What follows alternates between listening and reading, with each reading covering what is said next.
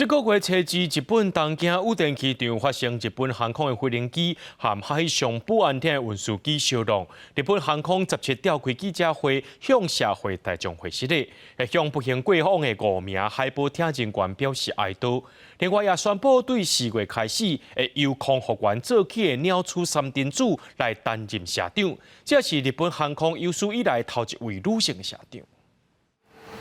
日本东京羽田机场这月初二发生日本航空客机甲海上保安厅飞行机相撞的事故，造成海保机5名职员死亡的悲剧。日航17召开记者会，社长赤坂佑二向大众会失礼，而且向敌人车底哀了后，空调专家指出事故的原因有可能是航班甲空中高管中心伫对话过程发生人为疏失所造成的感触争侵。航空機と艦船のやり取り、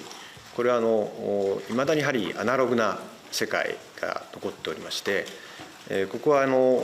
一つの大きな航空業界としてのリスクとして捉えてきたわけであります。長年ですね。 赤坂友表示，暂时全球各地航班甲航空高管对话有关使用类比信号，缺点是较会受到杂讯影响，特别是信号受到复杂真侪改，也是长距离的传输了后，常常无法度听清楚。希望全球航空业拢会当为这届事故受到驾驶，找出其他方式来解决。 检讨事故的同时阵，对客机的乘客全部平安到难。赤坂佑二嘛，学罗机组人员充分发挥训练的经验，嘛感谢乘客配合。了嘛宣布，为今年4月开始，要甲公司的执行董事鸟取三金子升职起来做社長。チーム経営をできるかということが非常に重要だというふうに思います。で、そういった観点で長くお客様サービスあるいは安全に従事してこられた鳥取さんというのが非常にふさわしいなと。